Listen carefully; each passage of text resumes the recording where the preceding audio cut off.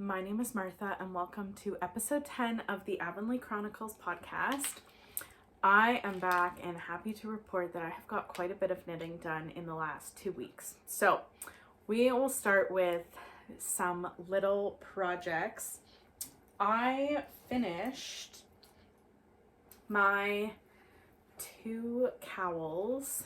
This is the Love Is All You Need cowl pattern that I designed. This one is in fingering held double, and this one is in Cascade 220 worsted weight. Now the original pattern that I have here, mine has 5 rows of hearts, and these ones only have 4, only because of the amount of yardage that I had. But pretty much with the worsted weight one, they're about the same height, and I think the same, yeah, about the same with the fingering held double. They're pretty much the same length. They just don't have a 5th row of hearts, but that's fine. It's a super easy pattern to just like take out a row of hearts, because the only difference, it's a 16 row repeat. But the last 4 rows are stockinette rows, and so when you get to, you do that 4 times, and then you do it the 5th time, but you only go up to row 12. So then you go right into ribbing so that it mirrors the bottom, because it would look weird if you had extra stockinette rows before the ribbing when that's not what happens at the bottom. But these turned out super great. I will photograph them and put them up as a project on Ravelry on the project page because this is the original. So I'll just show that you can do it with fingering held double and worsted. And then I'm going to send these off to my friend. The next thing that I knit was just super quick. Last week at work, like, this top has no pockets, my pants didn't have any pockets, or my leggings, whatever I was wearing. And I wanted to be able to carry my lip gloss with me because my lips were dry. And my lip gloss is tall. It's really moisturizing, but it's really tall. And so it won't fit in a traditional lip balm holder. And I could not find, in this world in 2025, I could not find a lip gloss holder that was meant for tall lip gloss. So I was going to sew one, but I ended up looking at my e-reader cozy the other night, and I thought I can make a lip gloss holder if I use the same structure as a base for the lip gloss as I did with my e-reader cozy. It's a magic cast on the bottom, and then I just knit up a little tube. And when I got to having like a little bit of space for the lid to pop out, I just bound off half the stitches, and then I continued knitting a flap. And then when it was all said and done, I stitched on a little snap, and then you can just use regular clips, but I really like these heart carabiners that I got at Fabricland. So then I just put the flap through the carabiner, and then I sewed it so there's a little channel. So I just whipped up some of these at my workshop that I was at on Friday, and I'm gonna send these off to my friend with the cowls. But now I am able to have it on my keys. I don't actually carry a key with me on the weekends. I have to give it back, but I've got my name badge and a hair tie, my whistle, hand sanitizer, my noise canceling earplugs from Loop, and now my lip gloss. So I am lucky to be able to carry all this with me. It's everything that I need. And I'm so happy that I can carry my lip gloss, because often, like, if I do have a pocket, I'm putting it in there and making sure that it's trying to not fall out if I have other stuff in there, like my keys. So now it's just will live on my keys. and they were super quick to knit up. So I think I will write up the pattern and pop it on Ravelry at some point.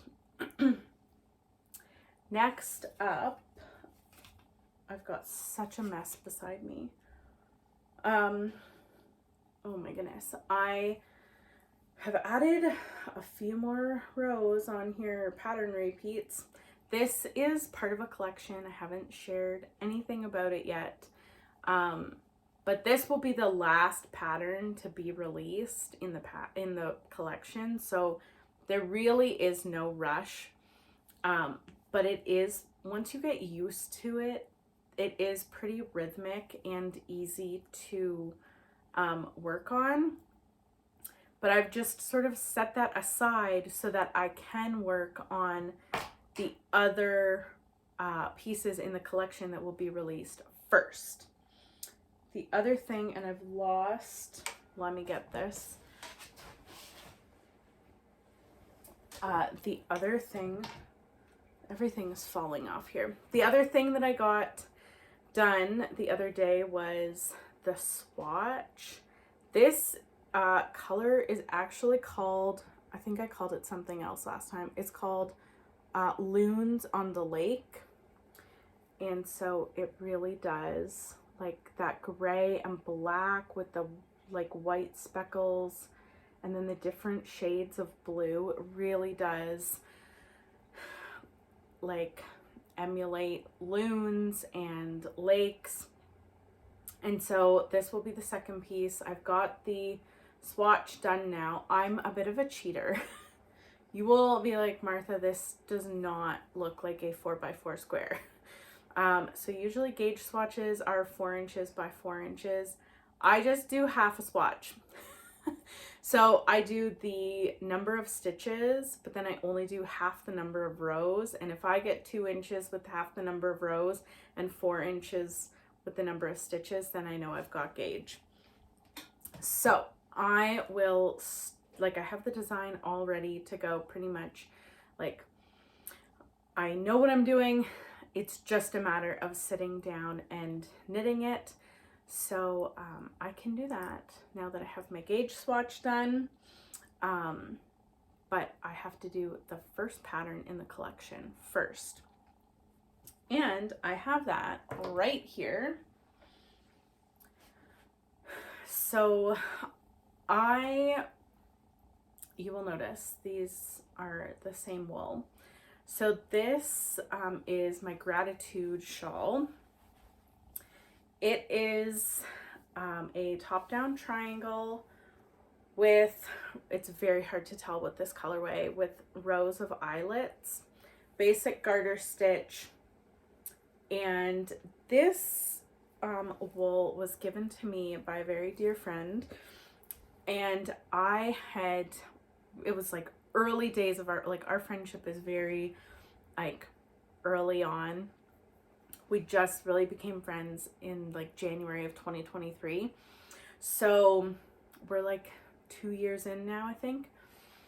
But I had done a really big favor for this friend at work, and the next day they brought me a gift, and it was 4 balls of this Estelle Color Flow and some soap. And at first I've never seen Estelle Color Flow. I had never used it.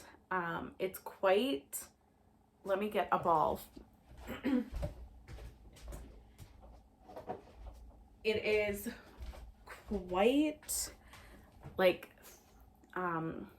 chunky. It's like a chunky, bulky weight of wool, and it's not twisted.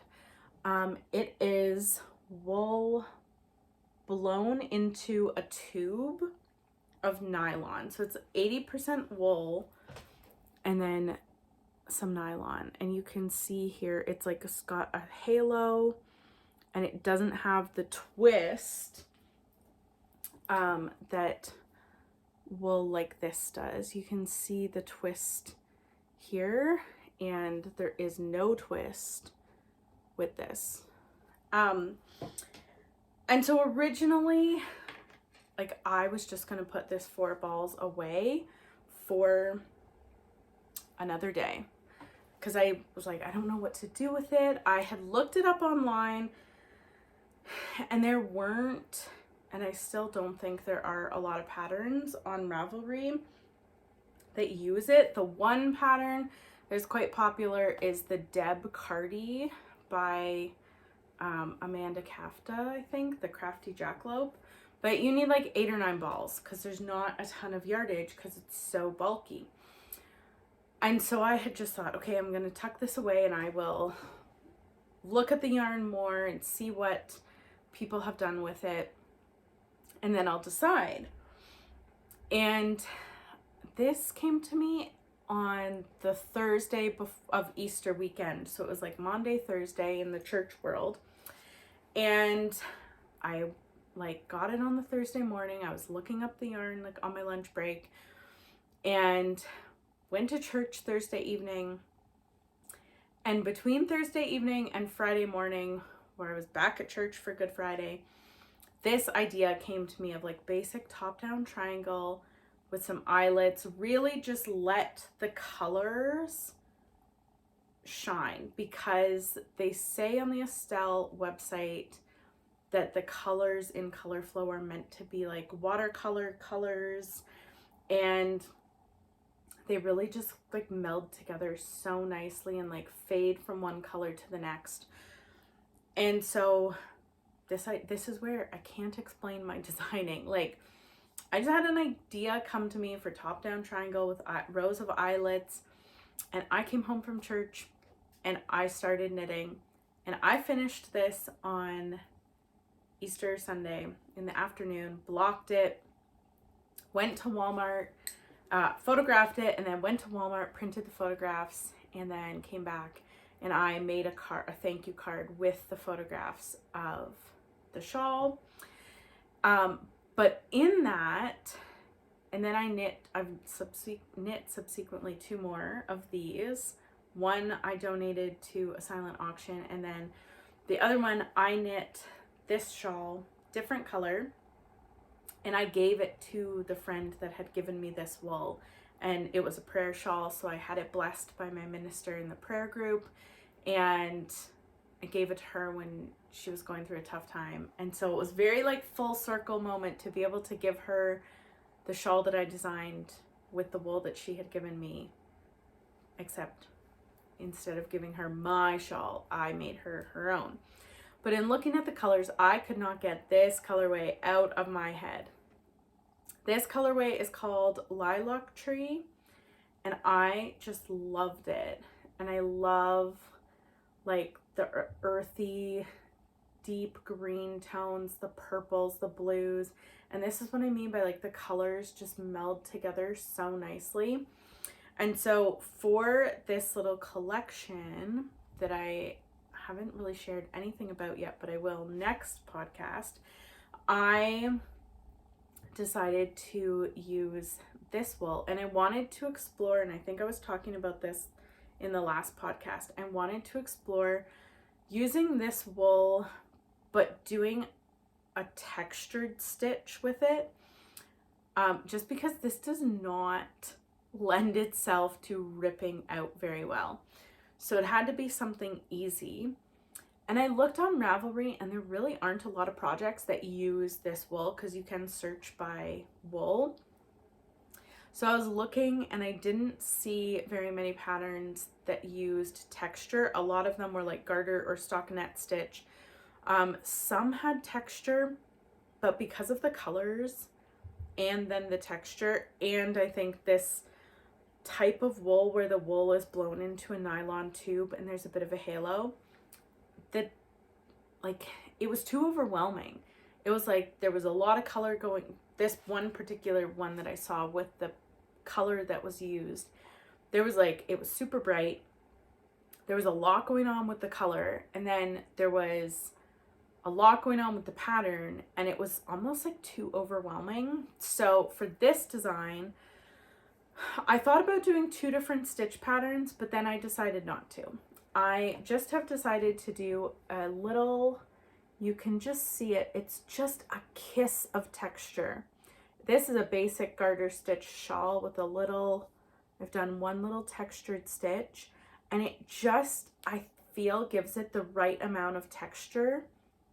Like from far away, the color really shines, but close up, you can just see that little kiss of texture, and I think it's perfect. And if you didn't want the textured side, you can just use the back side, which is just regular garter stitch, because that one little stitch of texture is hidden on the other side. You don't see it.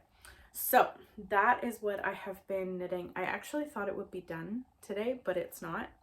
I made a special trip to down to Avonlea. It's like a city-ish, not too far, but it was the only, their craft shop was the only shop nearby that had the Estelle color flow with 4 balls of this color.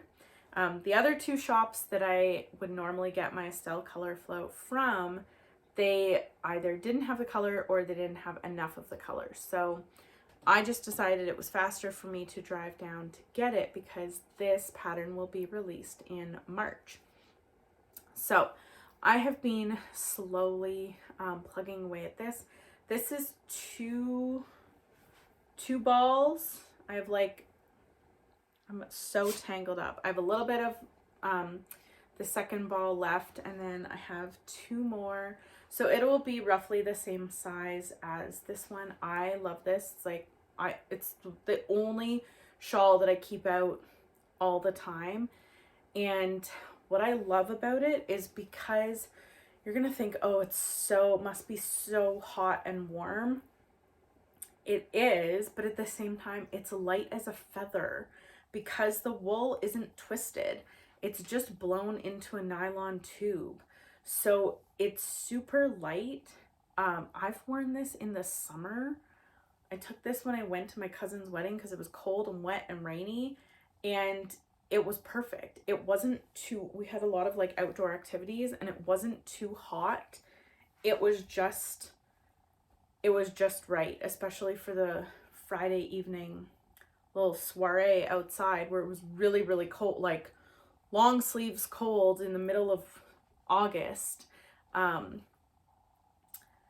It was just perfect because it's big, yes, but it's so light and it keeps you warm, but also like wool keeps you cool.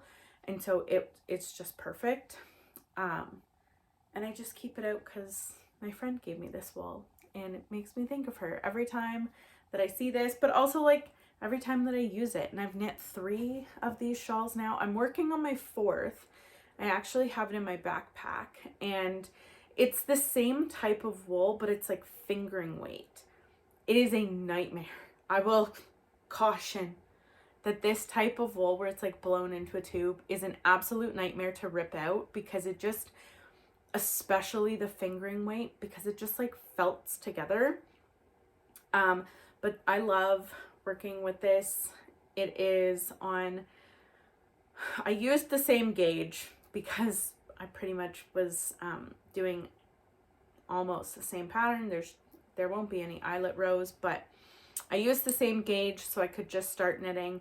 It is size US 10 or 6mm needles, so it knits up pretty quick, and this is really affordable. It's $11.99 Canadian. There's lots of colors to choose from. This one's Lilac Tree. I'm not sure what this one was called. The other one that I knit was in, I want to say it was something to do with Rocket, and it was like bright pink, red, blues. And then the one that I knit for my friend, it was like Sunset something, and it was similar to this, but earthy tones of like orange and yellow and browns, and it was just really beautiful. So that is what I've been working on for this little collection. And I'm trying to, like, because this will be the first pattern, trying to get this one done, which is why I did drive like 45 minutes both ways to get the wool last week.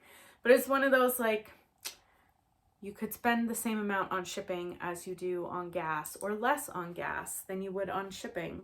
So, and it was just nice to like, my car doesn't go very far because I stay in town primarily. So it was nice to just give my car a little run and go somewhere a little bit further away.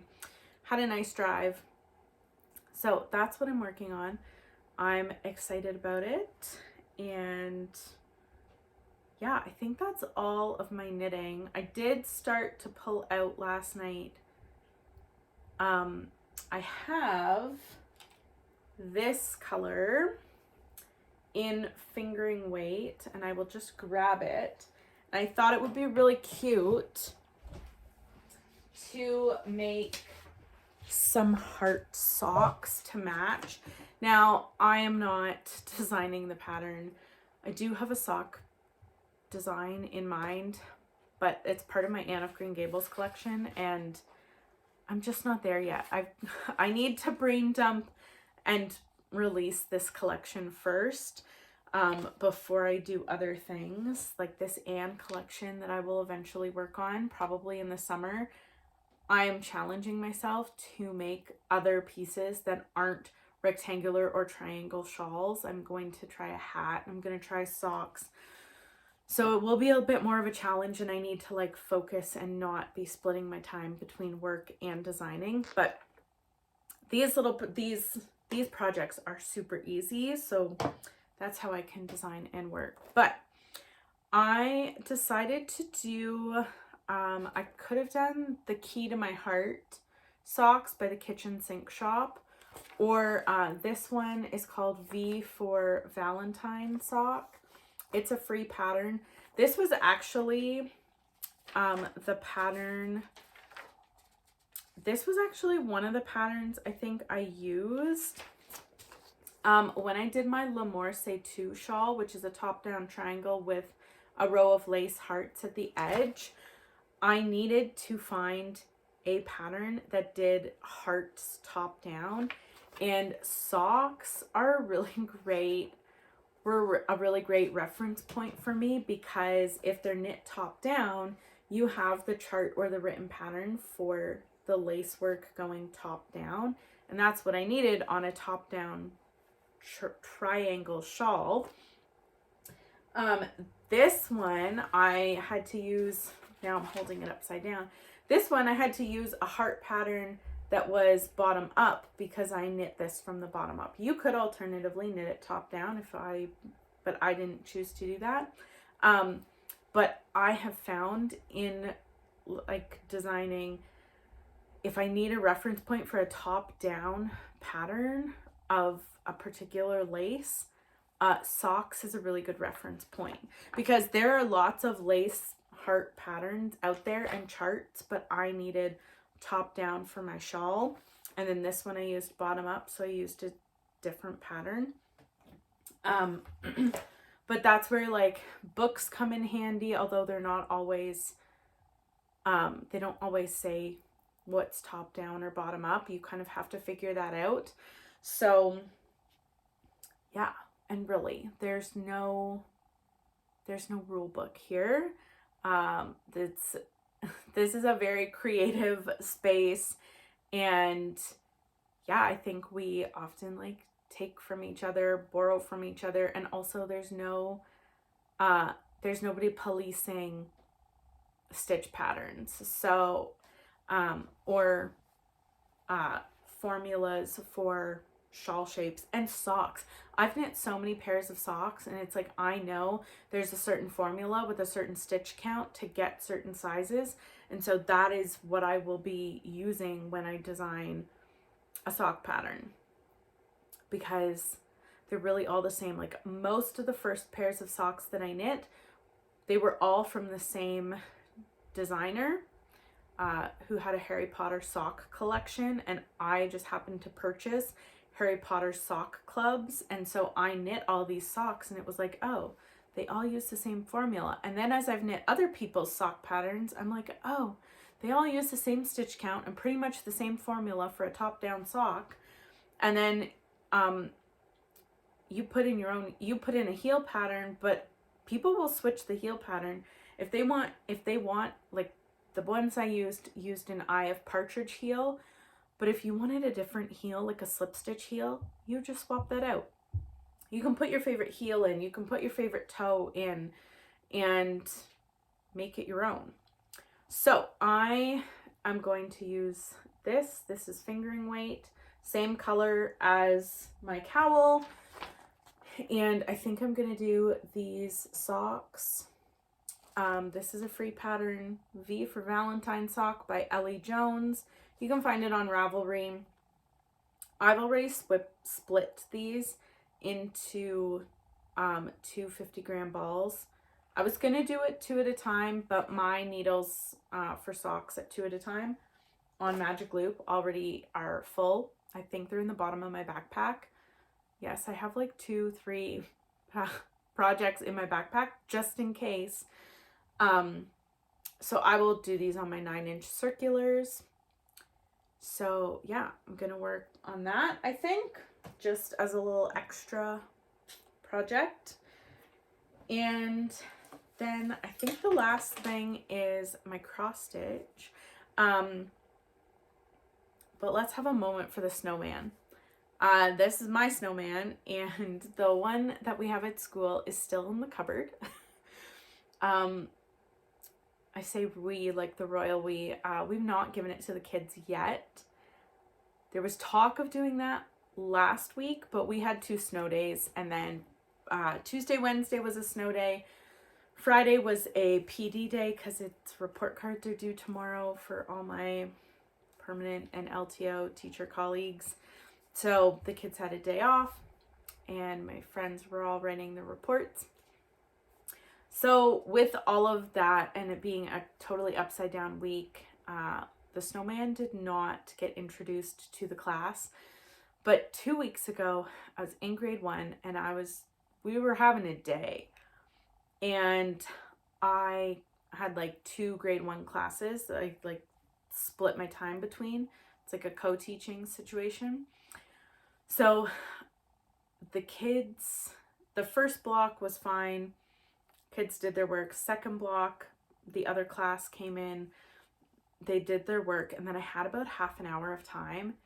And they were just being so loud. And I wasn't feeling like 100%. And I just couldn't take the noise and the chaos and the dysregulation of all the kids. So I said, okay, once they all had their work done, I'm like, okay, we are going to do something really special. And we're going to watch a movie. And they all sat at the carpet. And I said, this like a movie about a snowman. And I turned out all the lights. We just had some twinkle lights on.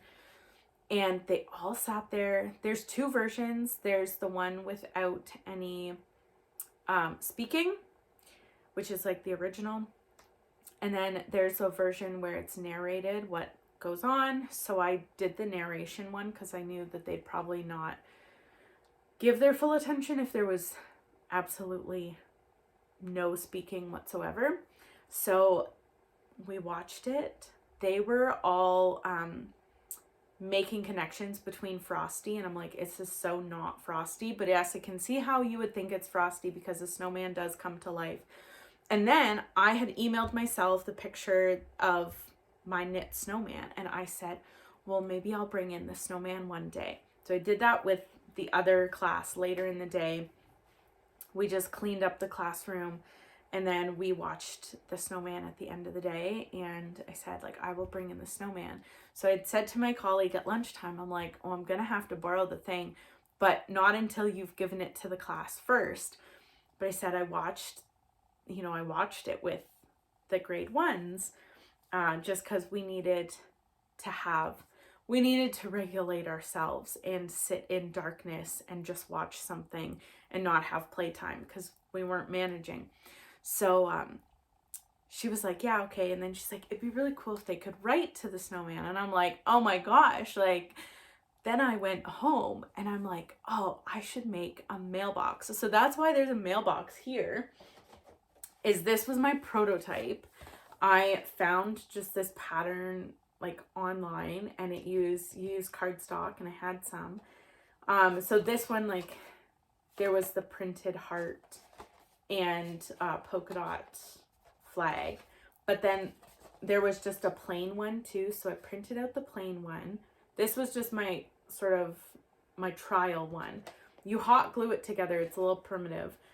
That's why I did one first as like a trial. But I made one and I decorated it. I printed off pictures of the snowman. And I wrote the snowman. I wrote Le Bonhomme de Neige.